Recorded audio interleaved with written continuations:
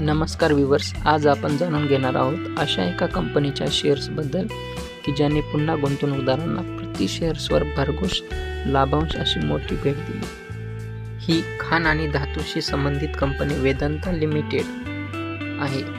वेदांता लिमिटेडने पुन्हा एकदा लाभांश जाहीर केला आहे. कंपनीने शुक्रवारी 2024 ते 25 या आर्थिक वर्षासाठी प्रति शेअर 4 रुपये अंतरिम लाभांश मंजूर केला आहे. याद्वारे कंपनी 1564 कोटी रुपये उभारणार आहे. अलीकडेच कंपनीने सांगितले होते की लाभांश भरण्याचा रेकॉर्ड तारीख शनिवार 3 ऑगस्ट 2024 आहे.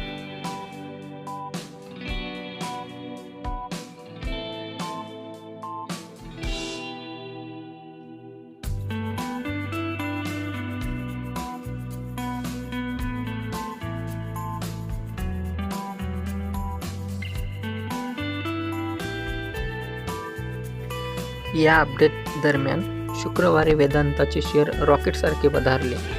आठवड्याच्या शेवटच्या ट्रेडिंग दिवशी शेअर 3% जास्त वाढून 448 रुपयांवर झाला. ट्रेडिंगच्या शेवटी 444.70 रुपयांवर होता.